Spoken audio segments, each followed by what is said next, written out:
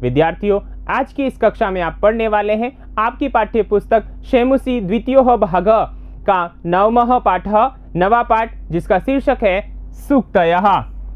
सूक्तयः यानी हिंदी में कहें सूक्तियाँ, अच्छी बातें, अच्छे कथन, जो कि हमारे पूर्वजों या ऐसे ग्रंथों के माध्यम से जो हमारे प्रेरणा स्रोत रहे हैं, महाकाव्य रहे हैं, यहाँ से जो ली गई हैं उक्तियाँ, ठीक है, कथन, वो यहाँ पर संग्रहित हैं। और ऐसे ही पाठ विद्यार्थियों आपके पूर्व में भी आ चुका है, षष्ठः पाठः सुभाषितानि, और ऐसा ही आपके पाठ्यक्रम में एक और पाठ निर्धारित है, द्वादशः पाठः अन्योक्तयः, जहाँ पर पद्यों में आपको प्रेरणादायी बातें बताई गई हैं, अच्छी बातें बताई गई हैं, और जीवन में सफलता प्राप्त करने के लिए हमें क्या करना चाहिए, क्या नहीं करना चाहिए, इस प्रकार की बातें बताई गई हैं, कही गई हैं।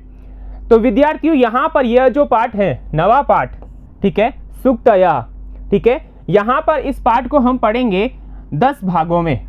कितने भागों में पढ़ेंगे? 10 भागों में पढ़ेंगे। और यहाँ पर जो आपको जैसे पता ही है कि यहाँ श्लोक आने वाले हैं, सूक्तियाँ आने वाली है, पद्यमयी यह पाठ है, तो यहाँ पर ये जो विधा से युक्त है, पद्य विधा से युक्त, यहाँ पर हम 8 श्लोक पढ़ेंगे। कितने श्लोक पढ़ेंगे? 8 श्लोक पढ़ेंगे, ठीक है, यानी 10 भागों में हम 8 श्लोक पढ़ने वाले हैं। तो हम यहाँ पर क्या पढ़ने वाले हैं, क्या होती हैं सूक्तियाँ, इन सभी का जो वर्णन है, चर्चा है, वो हम यहाँ करने वाले हैं पहले भाग में, सामान्य परिचय। तो आइए विद्यार्थियों शुरुआत करते हैं। कॉपी पेन साथ में लेके बैठ चुके हैं आप, तो आइए देखते हैं। सबसे पहले यहाँ पर सामान्य परिचय, सबसे पहले आपके पास में है शीर्षक परिचय। सामान्य परिचय के अंतर्गत शीर्षक जो है आपका इस पाठ का सूक्तयः, वह किस प्रकार सिद्ध होता है उसको जानते हैं। देखिए, सूक्तयः यह आपका पाठ का नाम है। क्या है?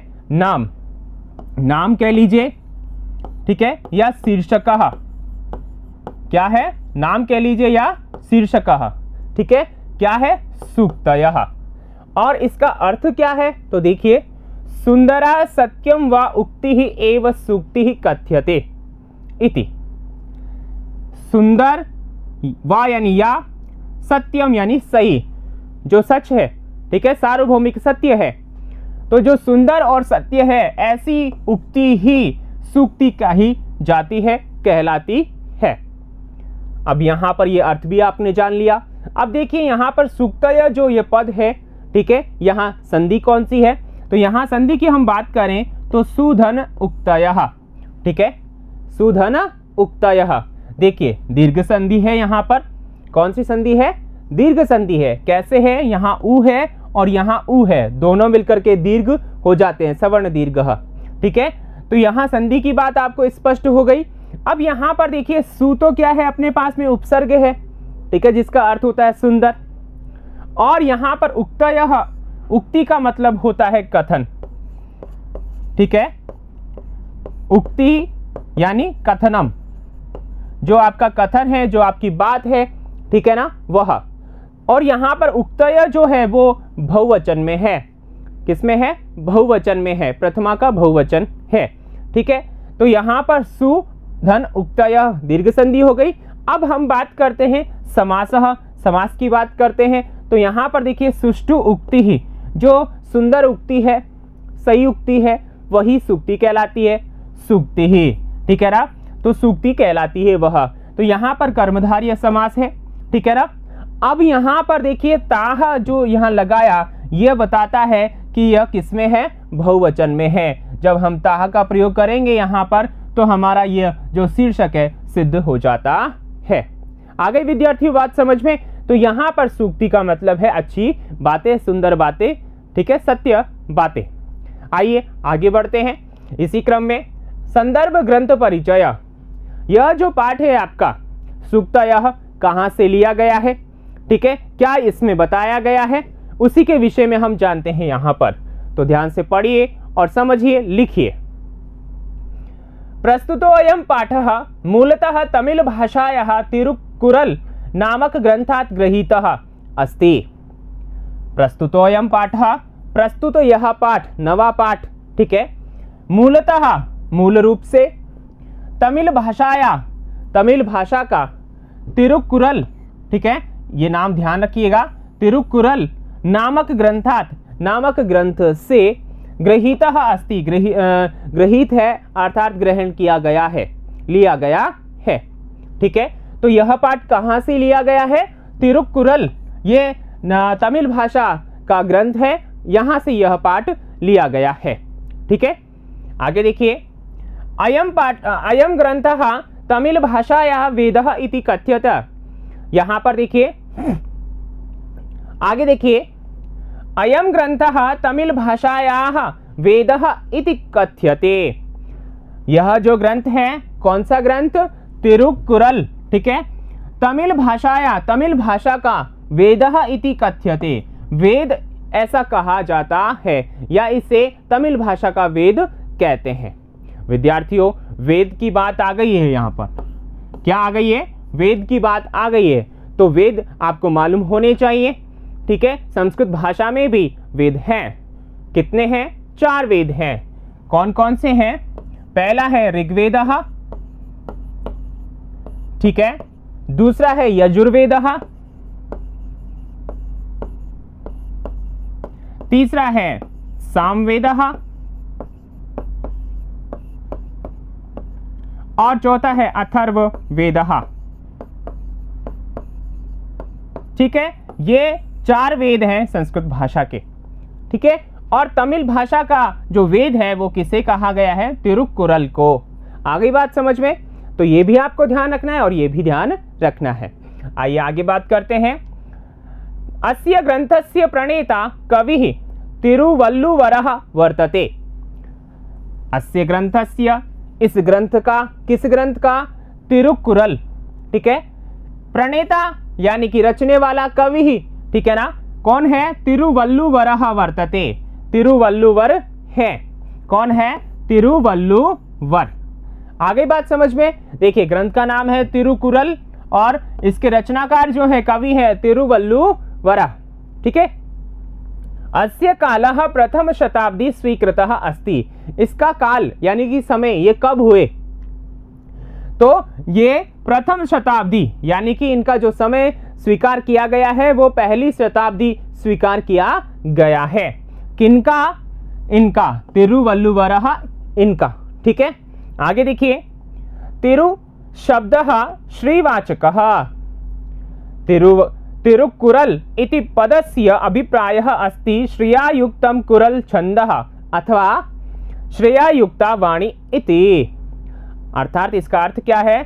जो ये तिरु शब्द है, तिरु शब्द, जो तिरु शब्द है वह श्रीवाचकः, श्री का वाचक है। किसका वाचक है? श्री का वाचक है। तिरुकुरल इति पदस्य अभिप्रायः अस्ति। तिरुकुरल इस पद का अभिप्राय है, अर्थ है, आशय क्या है? श्रेयायुक्तम कुरल छंदः, श्री से युक्त, शोभा से युक्त कुरल छंद अथवा श्रेयायुक्ता वाणी, शोभा से युक्त वाणी। ठीक है ना, शोभा से युक्त वाणी, इसका अर्थ है। किसका? यहाँ पर तिरुकुरल इस पद का यह अर्थ है, शोभा युक्त वाणी। ठीक है ना, सत्यवाणी, सुंदर वाणी। आगे बात समझ में? तो यहाँ पर हमने जाना संदर्भ ग्रंथ परिचय। ठीक है, अर्थात यहाँ पर हमें ग्रंथ का नाम पता चला, कवि का नाम पता चला। ग्रंथ है हमारे पास में तिरुकुरल। ठीक है, क्या है ये? ग्रंथ है तिरुकुरल। ठीक है, और कवि जो है हमारे पास में तिरुवल्लुवरः। ठीक है, आगे बात समझ में? तो आइए इसी के साथ आगे बढ़ते हैं। आगे देखिए, यहाँ इसी क्रम में है, अस्मिन् ग्रंथे धर्म अर्थ काम संज्ञकाः त्रयः भागाः सन्ति। इसी की बात कर रहे हैं। ठीक है ना, किसकी? तिरुकुरल, इस ग्रंथ की ही बात यहाँ पर कर रहे हैं।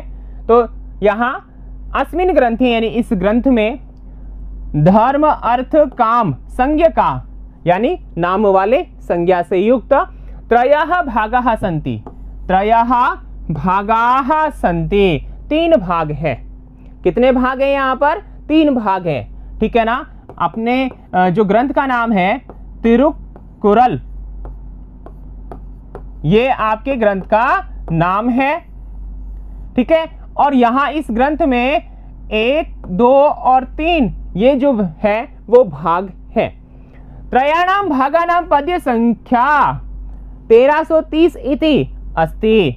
ठीक है, तीनों भागों में जो पद्यों की संख्या है, श्लोकों की संख्या है, वह कितनी है? 1330 है।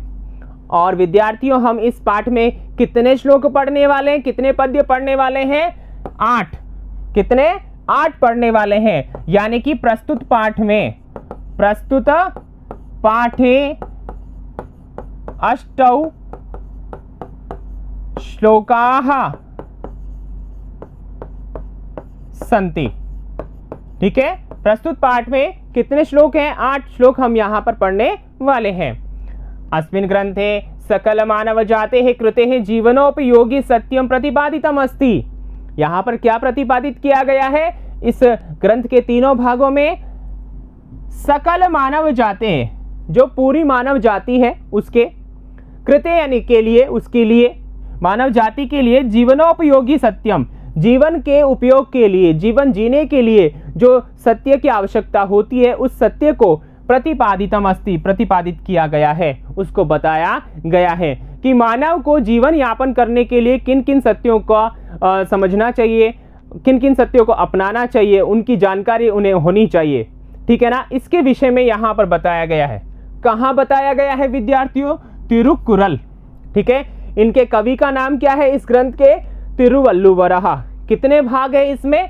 3 भाग हैं। ठीक है, और यहाँ पर तीनों भागों में कितने श्लोक हैं? यहाँ पर 1330। ठीक है ना, आ गई बात समझ में आपको? ठीक है, और हमारे प्रस्तुत पाठ में कितने श्लोक हमें पढ़ने हैं? 8 श्लोक हमें पढ़ने हैं। ठीक है, आइए आगे बढ़ते हैं।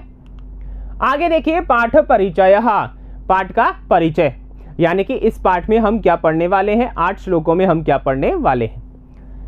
अस्मिन् पाठे मानवानां कृते जीवनोपयोगी सत्यम सरसबोधगम्य पद्यै प्रतिपादितम अस्ति। अर्थात प्रस्तुत पाठ में, इस पाठ में मानवानां कृते, मानवों के लिए, जीवनोपयोगी सत्यम, जीवन के उपयोग के लिए जो सत्य है, ठीक है ना, उसको सरसबोधगम्य पद्यै, सरस यानी कि बिल्कुल रस से युक्त, सुंदर, ठीक है, मधुर, बोधगम्य और आसानी से समझ में आने वाले पद्य, पद्यों के द्वारा, श्लोकों के द्वारा प्रतिपादितम अस्ति, प्रतिपादित है, बताया गया है। क्या बताया गया है? मानवों के लिए जीवनोपयोगी सत्य को यहां पर बताया गया है। ठीक है, बड़े ही आसान, सरल और सुबोध गम्य जो पद्य है उनके माध्यम से। आगे देखिए, अत्र सदाचारस्य मधुरावाचः विद्याधनस्य विदुषां च विषये सुबोधगम्य पद्यै वर्णनम कृतमस्ति। अत्र यानी यहाँ इस पाठ में, सूक्तय नामक नवे पाठ में, सदाचारस्य, सदाचार का, कि किस प्रकार आचरण करना चाहिए, अच्छा आचरण हमें करना चाहिए, इसके विषय में। ठीक है ना। एक मधुरावाचः, मधुरवाणी के विषय में यहाँ पर बताया गया है कि हमें मधुरवाणी बोलनी चाहिए। विद्याधनस्य, विद्याधन के विषय में, विद्या के विषय में, ठीक है, यहाँ बताया गया है। विदुषाम, ठीक है, विद्वानों के बारे में यहाँ पर बताया गया है। च विषय, और इनके विषय में सुबोधगम्य पद्य, यानी कि आसानी से समझ में आने वाले श्लोकों के द्वारा, पद्यों के द्वारा वर्णन किया गया है। आ गई बात समझ में विद्यार्थियों? तो ये रहा आपका पाठ परिचय, पाठ परिचय। अब आगे हम बात करने वाले हैं आपकी जो पाठ्य वस्तु है, जो 8 श्लोक है, ठीक है, उनके विषय में। तो आइए देखते हैं पाठ्य वस्तु। अब यहाँ पर हम एक एक श्लोक को क्या करेंगे? सस्वर वाचन करेंगे हमेशा की तरह, ताकि हमें यह आसानी से याद हो जाए, क्योंकि परीक्षा में आपसे यहाँ पर श्लोक भी पूछे जा सकते हैं लिखने के लिए, साथ में इनका अर्थ भी पूछा जा सकता है, या इनका संस्कृत में भावार्थ भी पूछा जा सकता है, या आपसे अन्वय के रूप में ये श्लोक दे देगा, श्लोक पूरा करें रिक्त स्थान देकर, इस प्रकार भी पूछा जा सकता है। व्याख्या स्वरूप में भी ये पूछे जा सकते हैं। तो यहाँ पर कई प्रकार के प्रश्न बनने वाले हैं, तो हमें इन श्लोकों को स्मरण करना है, और स्मरण करने के लिए हमें इनको सस्वर वाचन करना पड़ेगा। तो आइए, पहला श्लोक।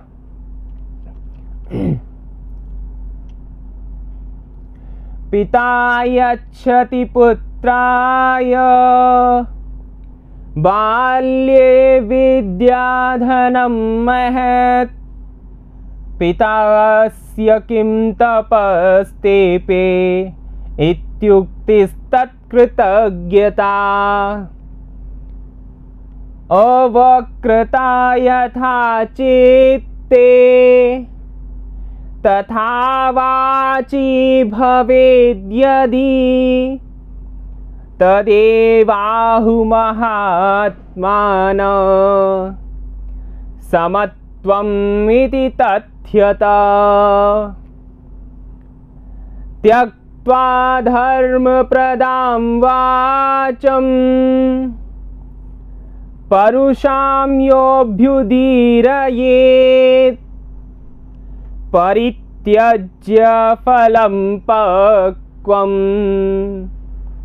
भुङ्क्ते अपक्वं विमूढधी भुङ्क्ते अपक्वं विमूढधी विद्वांस एव लोकेऽस्मिन् चक्षुष्मन्तः प्रकीर्तिताः अन्येषां वदने ये तु चक्षुर्नामनीमते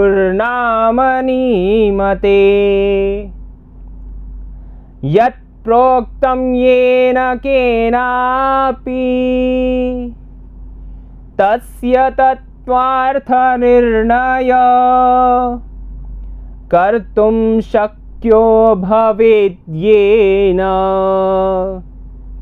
स विवेक इति रीता वाक्पटुर्धैर्यवान् मन्त्री सभायामप्यकातर स केनापि प्रकारेण परैर्न परिभूयते परैर्न परिभूयते य इच्छत्यात्मनः श्रेयः यः इच्छत्यात्मनः श्रेयः प्रभूतानि सुखानि च न कुर्यादहितं कर्म सपरेभ्यः कदापि च आचारः प्रथमो धर्म इत्येतद्विदुषां वच तस्मात् रक्षेत् सदाचारम् प्राणेभ्यो अपि विशेषतः प्राणेभ्योऽपि विशेषतः प्राणेभ्योऽपि विशेषतः। ठीक है विद्यार्थियों, इस प्रकार आप यहाँ पर सस्वर वाचन कर सकते हैं और इन सभी जो सरल बोधगम्य अनुष्टुप में ये स्थित छंद हैं इनका आप स्मरण कर सकते हैं और स्मरण करने के उपरांत जब आप इनको एक एक करके अध्ययन करेंगे पढ़ेंगे तो आपको यह आसानी से समझ में आएंगे। ठीक है विद्यार्थियों, तो उम्मीद करता हूं कि आप इनका स्मरण करेंगे, सस्वर वाचन करेंगे और इसी उम्मीद के साथ मैं लेता हूं विदा। आगे अगले भाग में पहले श्लोक के साथ फिर प्रस्तुत होऊंगा, तब तक के लिए धन्यवाद।